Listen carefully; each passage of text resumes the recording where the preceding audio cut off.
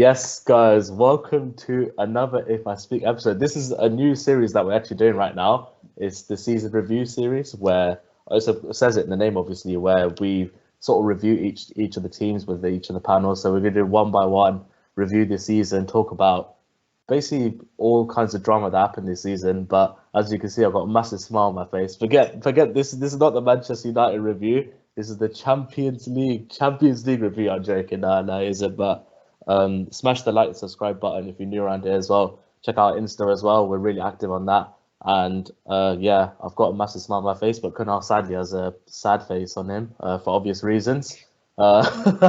He's smiling because Chelsea won, isn't it? He's smiling because Chelsea won. But absolutely, just before we actually get into the Manchester United season review, I have to ask you about the Champions League, man. What did you think of Chelsea's fantastic victory over Man City? I want a neutral perspective. Because if I know, if I know I speak, I'll just go on and on and on, and this won't be a Manchester United review. So go for it, man.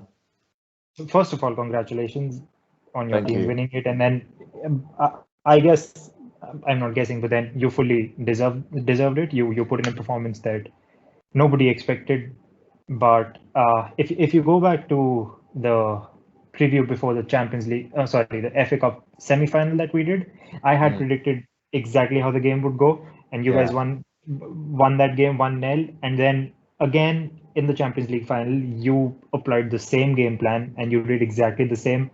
You soaked up the pressure. You were brilliant defensively, and then on a counter attack when City are open, and you just blew them off the park. And that didn't look like City, did it? I mean, they say that City fans say it is the best Premier League side ever. It is the greatest footballing side ever. But are they the greatest footballing side?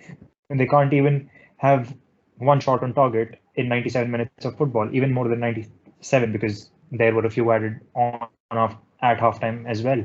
So a really good game. Wasn't a really exciting game because City had most of the ball. They were trying to attack. They were trying to break Chelsea down, but Chelsea was just solid.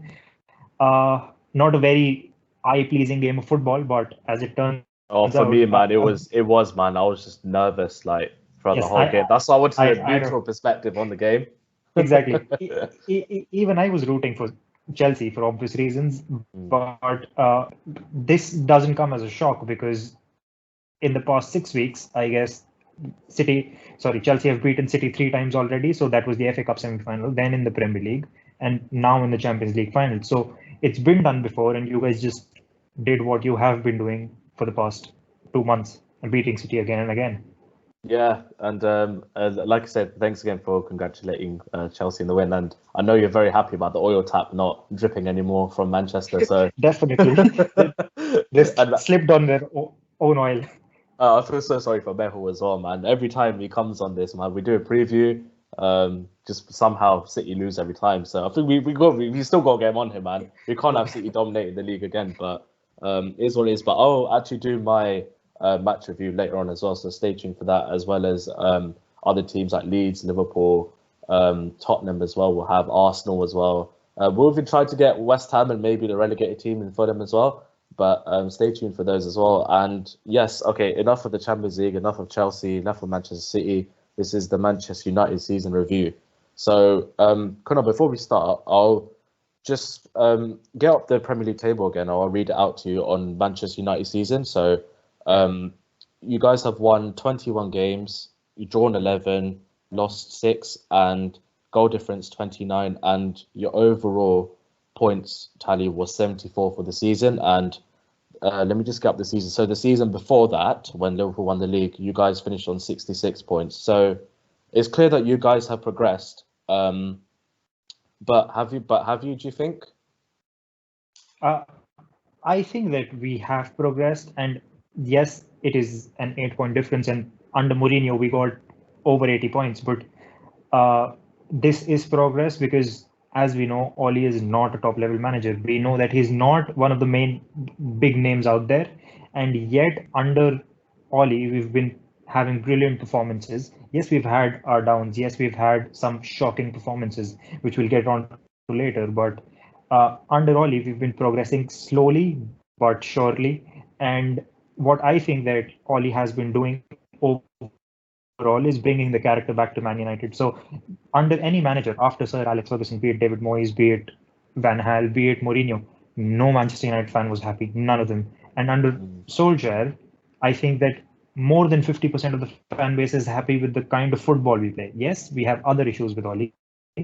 Maybe he doesn't make substitutions at the right time. Maybe he isn't tactically brilliant like Pep is, but he has beaten Pep so many times already. So we know that he has it in him.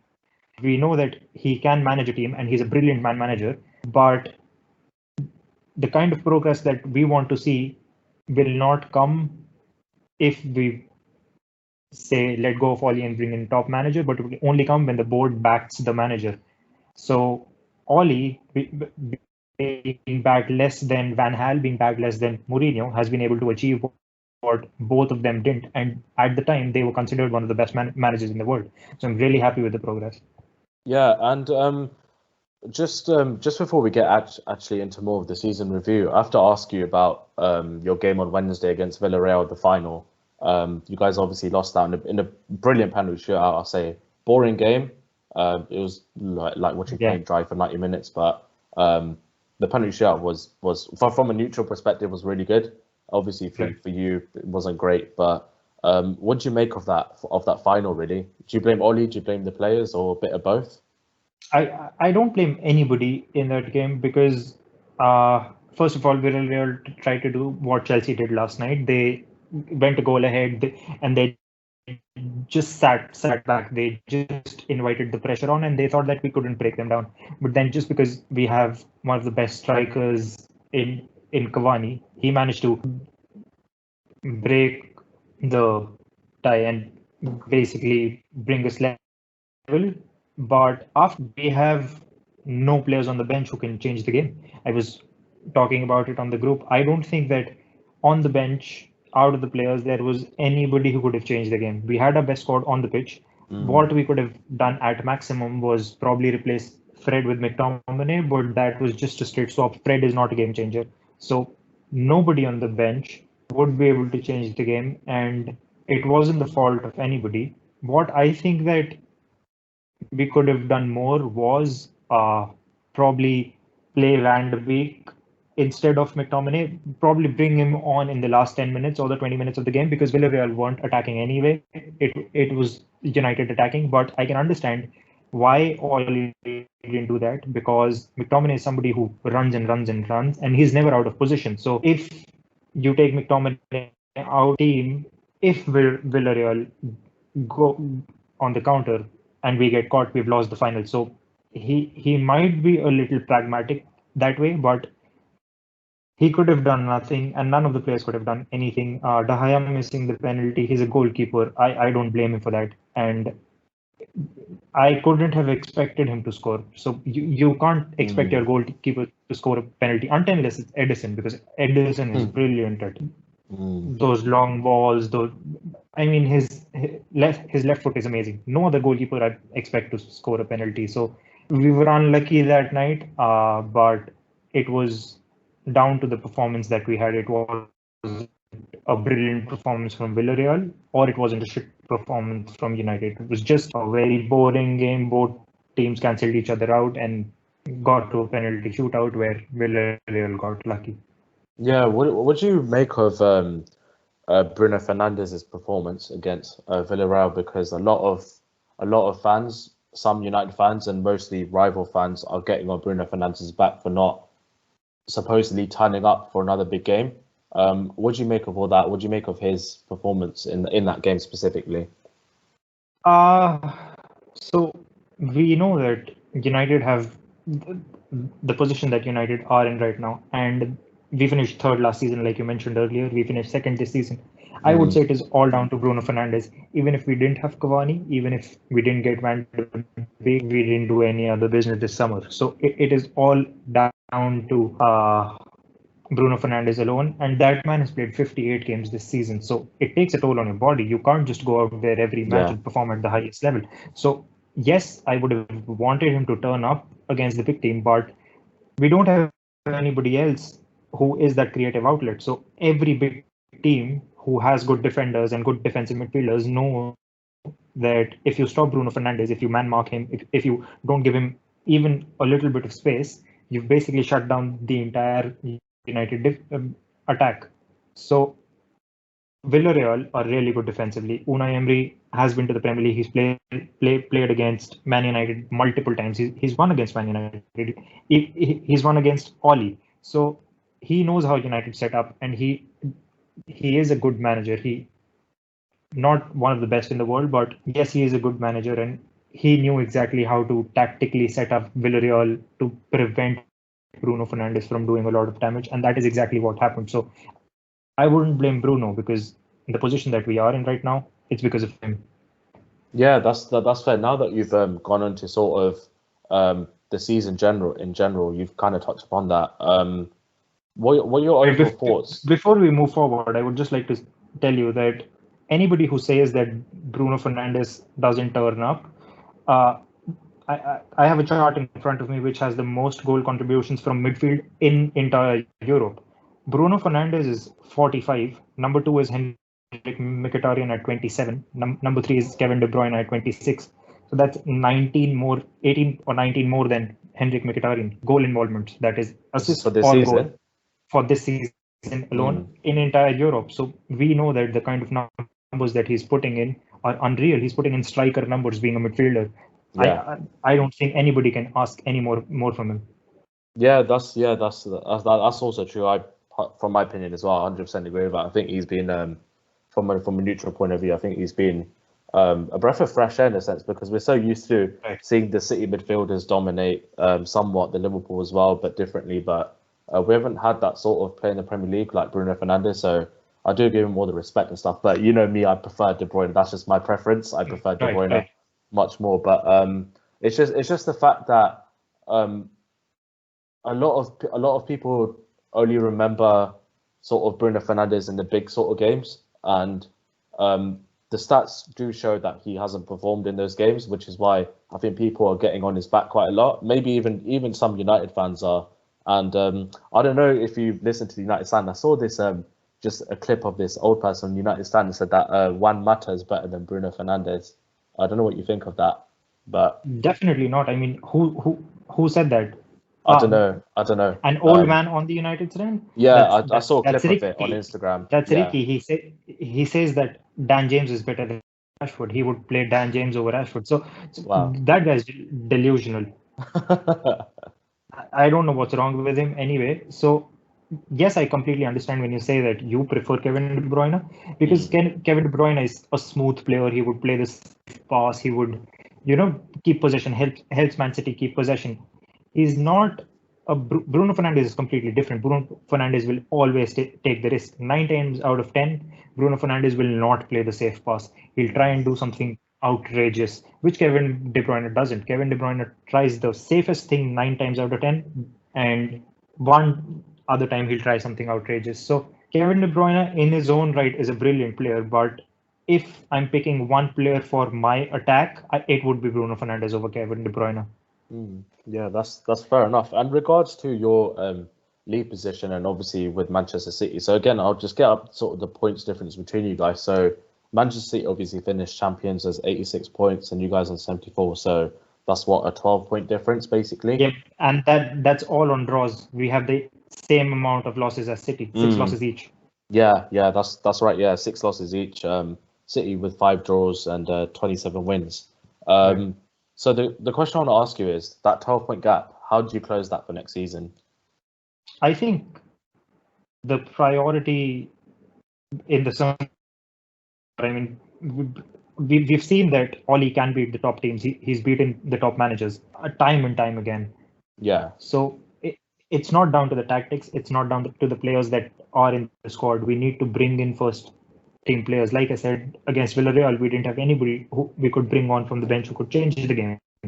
So I think that bringing in a centre back, bringing in a CDM, bringing in a right winger and a right back in that order should be a priority. A centre back would prevent us from conceding a lot of goals. He would stop those bad goals that we concede from set pieces, because Harry Maguire has to defend alone. Victor Lindelof is not strong enough. Yes, Victor Lindelof is good on the ball, but apart from that, he's not a great defender.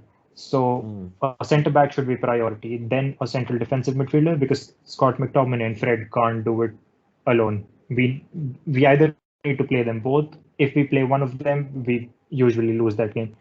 Other world-class player we have in the squad is Matic, but he's lost it completely. He doesn't have the legs to play for 90 minutes. He can only play for like 30 minutes, and after that he's shit.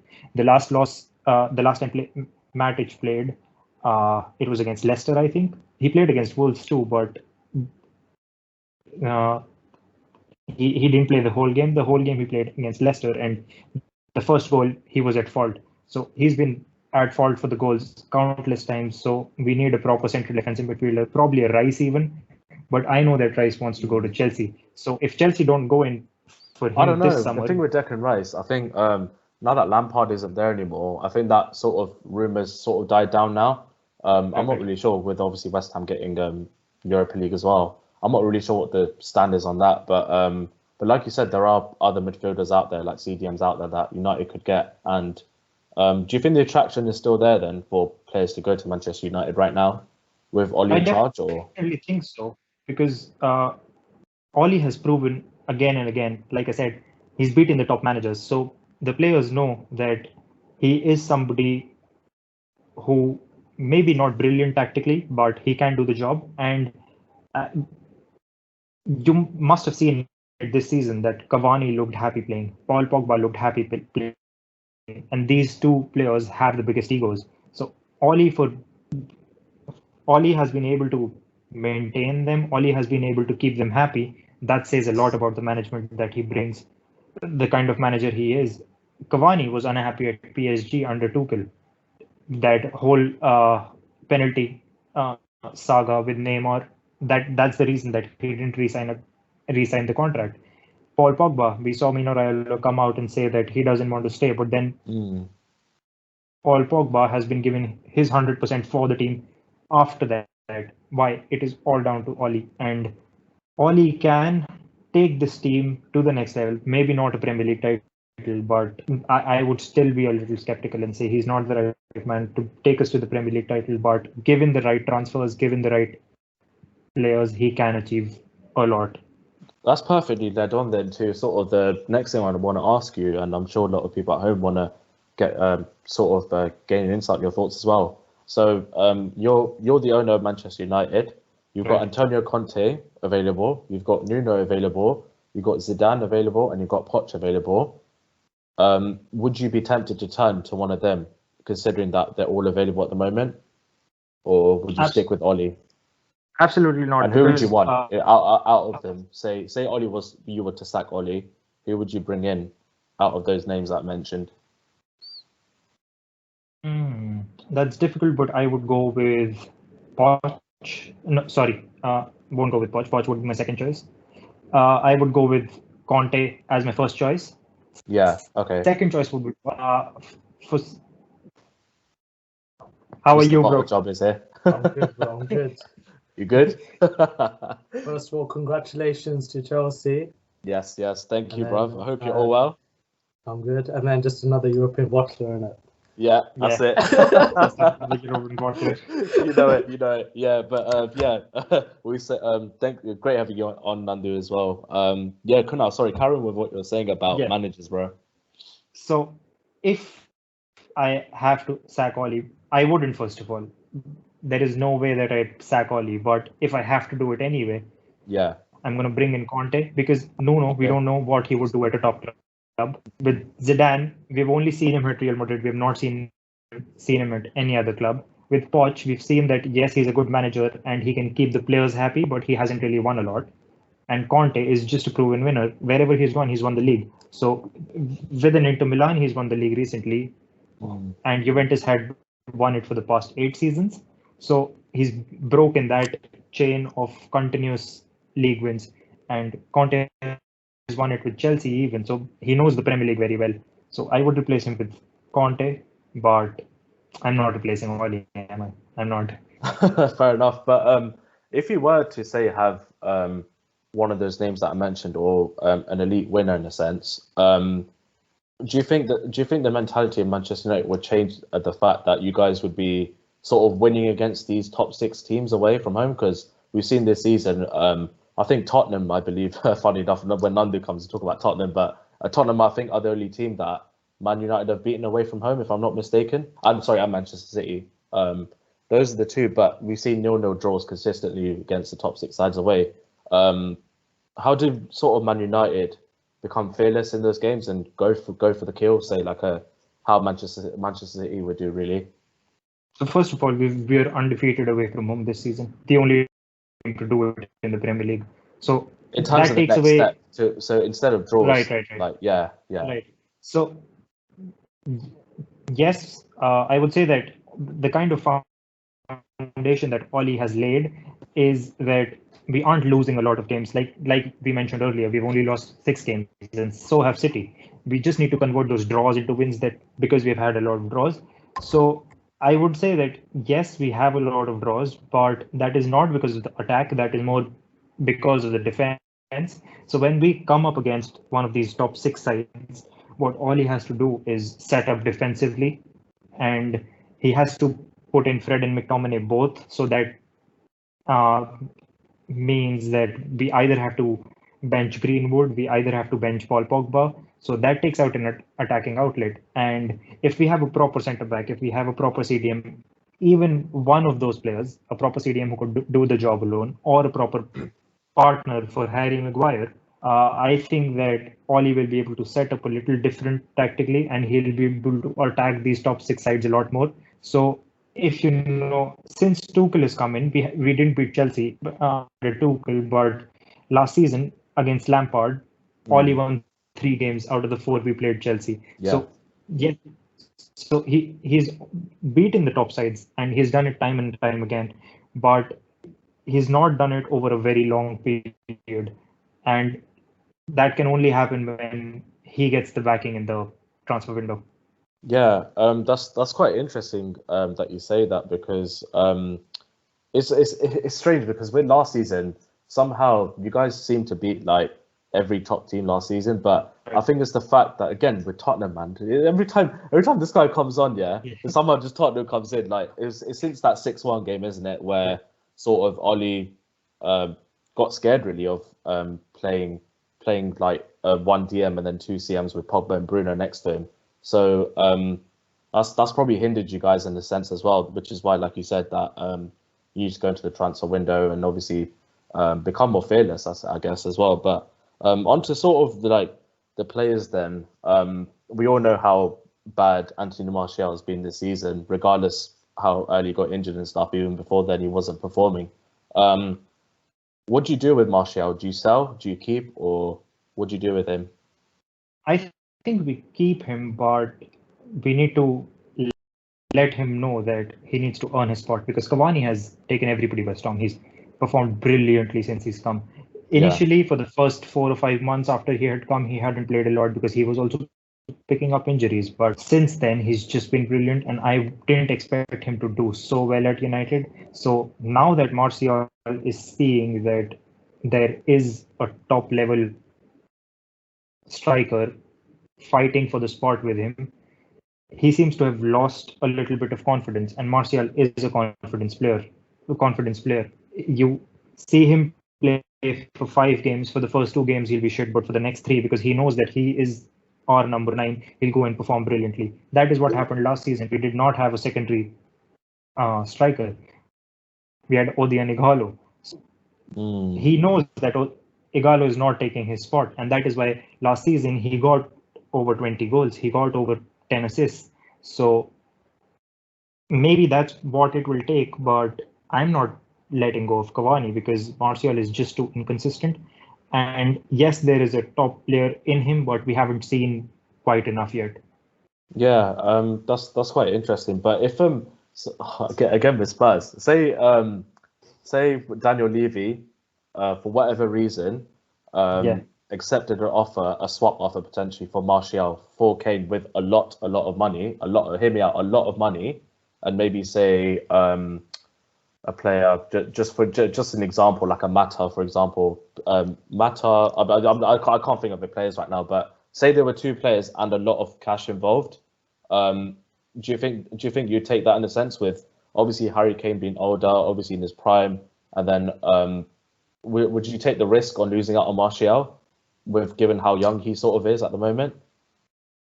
Absolutely not, because I think that the kind of transfer fee that Kane demands will take our whole budget out. So even if, say, Daniel Levy wants 150 million for Kane, and we chuck in Martial and we chuck in Mata, that fee will probably just come an example, down. like you could chuck in whoever, Anybody, but that transfer fee is not coming down below 100 million, no matter who we chuck in. We are not giving Tottenham Bruno Fernandez because he's one of the top players. We are not giving them Paul Pogba because they're one of the top players. So we'll give them these fringe players on the squad, and that won't bring down the cost a lot. What about Donny van de Beek? That's an interesting one. Yeah, what I'm thinking is the players that we've been interested in recently are Donny van de Beek, Dean Henderson, and Tony Martial.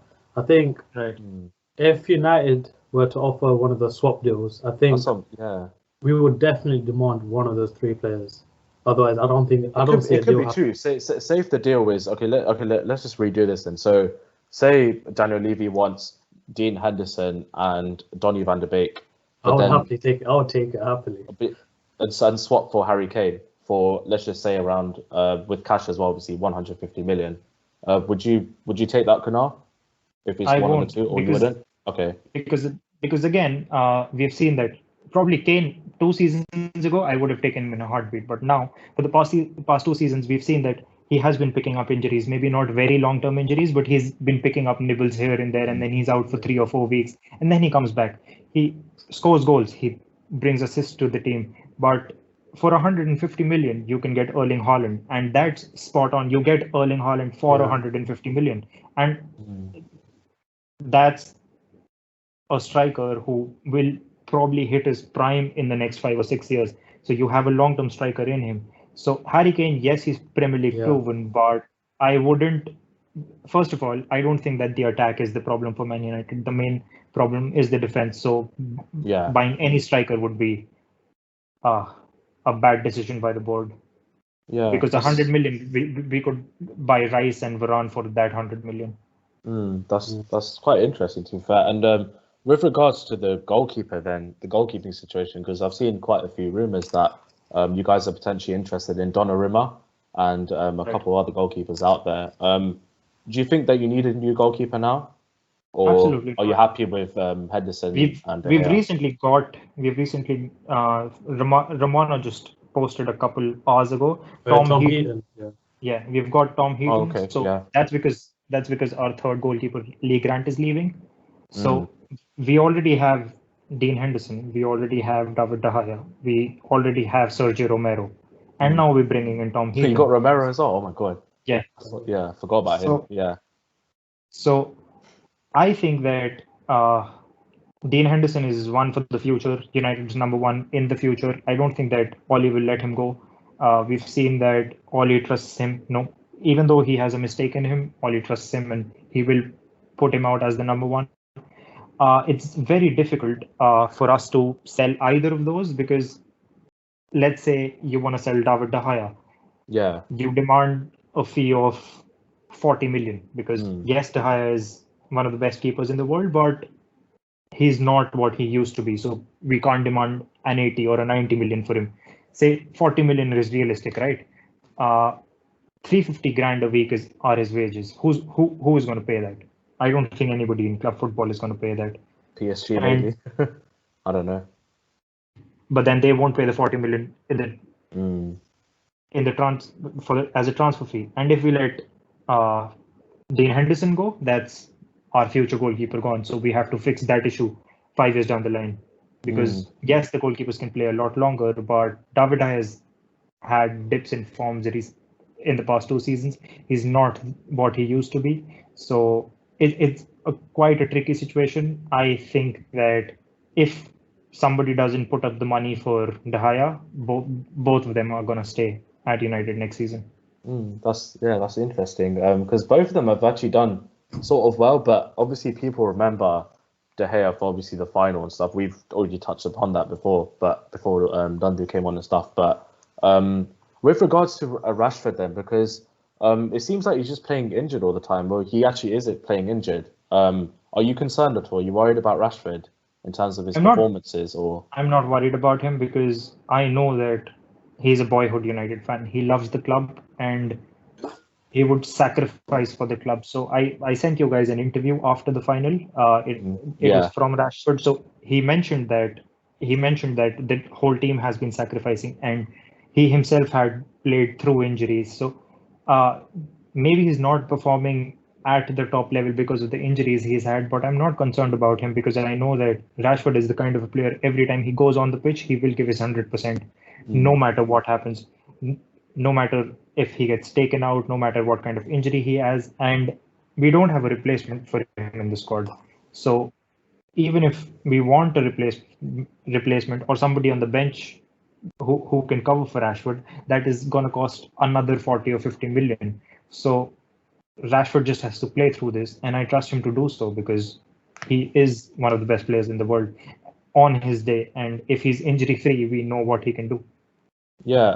The final couple of questions then on Manchester United. Then, what does Ole need to do now then to go to that next level? What needs to happen? Ole doesn't need to do anything. He's a brilliant manager, like I've said time and time again. Maybe he can improve tactically a bit, but not a lot. It's all down to the board. We need transfers. That's about it. Like I said, against Villarreal, we had 11 players on the pitch. That was our best team, and nobody from the bench could have changed it. No matter who we brought on, nobody could have changed it. So it's just about giving him the right players, giving him the players that he wants, because we've seen that Ole has put in the players that he wanted, and he's got none of them. He's got third choice, fourth choice players. And yes, we did bring in Donny van de Beek last season, and I think that Donny van de Beek is an excellent player because he's come out of Ajax, and anybody who's so much, to be fair. Yeah, He's really anybody who comes out of Ajax would be a brilliant footballer. So maybe what I think is happening there, that he has been unable to adapt to the physicality of the Premier League, just like Timo Werner, but then Ole has saved him from that humiliation that Werner has faced, because Donny van de Beek. That's true. That's very true, to be honest. Yeah.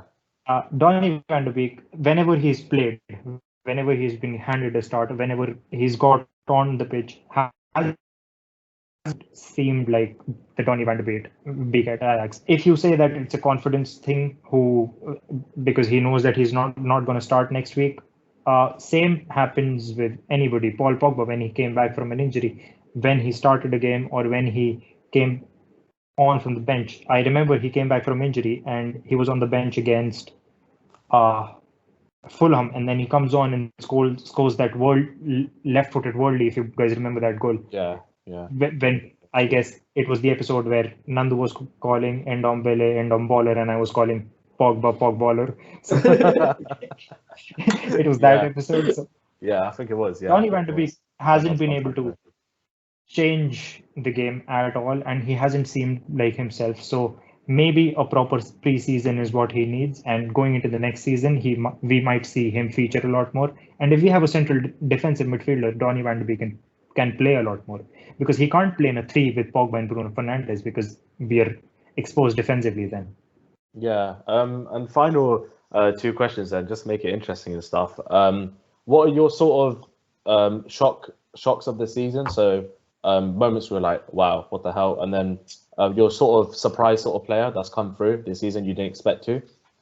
Right. So I have these shocks of the season noted down, and there are a few that I would bring in. First of all, opening of the season at home loss to Crystal Palace. That was 3-1. It was match day 2 because I guess every team that had been to the European semi-finals got a week off extra. It was basically the virus messed it all up, didn't it? So yeah. Right. So we lost to Crystal Palace 3-1 at home. That was terrible, and it was the worst start that I could have imagined, because losing to Crystal Palace at home at the beginning of the season, when you're coming into the season with the kind of momentum that we did, we beat Leicester 2-0. Yes, we lost the semi-final against it was Real Sociedad. Sevilla, yeah, sorry. Sevilla, yeah. we lost the semi-final against Sevilla, but we finished third, and there was a buzz around the team. We were moving forwards, but then losing to Crystal Palace, that was a shocker. Then I would say the next was the 6-1 loss to Tottenham.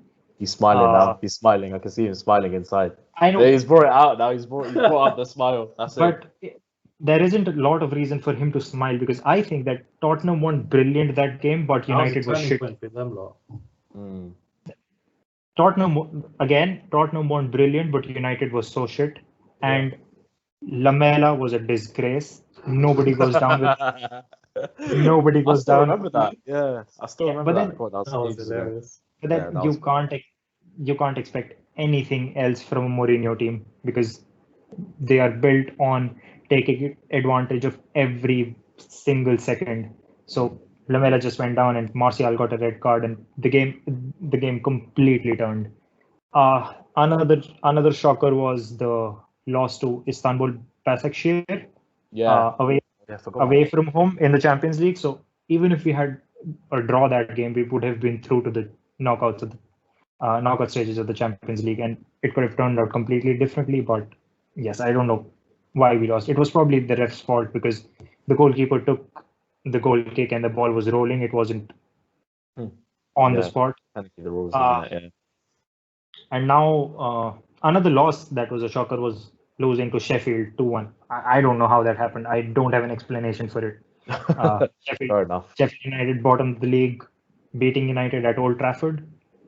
I don't know how that happened. That's right. They're going to the Championship with that result. It's fine. They'll just say, "Oh, we beat Manchester United. That's it." Really. Right. Yeah, and they don't have Chris Wilder anymore. Sorry, pardon? They don't have Chris Wilder anymore. Oh, exactly. Yeah, they don't. Yeah, that's true as well. Move on to some positive shockers. Yeah. First one was the 6-2 win against Leeds. Oh, you had to mention that. You had to mention that when he's not here as well. Definitely, because first of all, I think that I think like the wide footballing world, that Bielsa is one of the best managers in the world, and I didn't think that Ole would be able to outclass him because the way Leeds have been playing throughout the season, they've beaten City.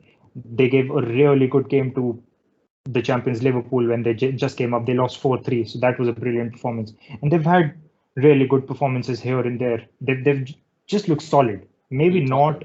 So just had to add that in there. not one of the best teams in the Premier League, but they've looked solid throughout the season. And to Ole to outclass Bielsa, that was brilliant. Like it made me really happy because as well, isn't it? Obviously, the United Leeds rivalry as well. I don't understand why Leeds go after United so much because they've just come up from the Championship. They're nowhere near us. But you hook yourself onto something that is way ahead of you, and you just keep cribbing about it. That doesn't let you grow, and that is what Leeds are doing. Fair enough. I mean, fair play. I was just asking if man. Yeah. I still have the messages from that day. Shivam, right before the game, was saying that Leeds are going to bite Man United in the arse. Just look what's going to happen and this and that. And he was going on and on. And after that first goal, then the second goal, then the third goal, then the fourth goal. Even Victor Lindelof scored a goal. That guy scores a goal in a century. Yeah. That guy probably has one goal in his career, and that is against Leeds. So that says a lot. And then another shocker was the 9-0 win against Southampton, because I didn't think that United had it in them to be ruthless. And that's kudos to Ole, because he's brought that ruthlessness in Man United. And finally, one last shocker was the victory against City, because City were on a 22-game winning run, not even an unbeaten, but a winning run. And then we go out and beat them 2-0 against, and probably didn't even have a full squad for that game. A couple players were injured.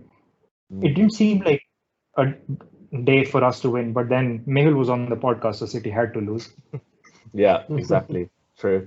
That's true. And the players that have stood out, I've mentioned this earlier. Cavani, definitely. I didn't think that he would be able to perform at the top level, especially in the Premier League, because he's old, because he's not played so much football, and since when he came, he was injured quite a lot.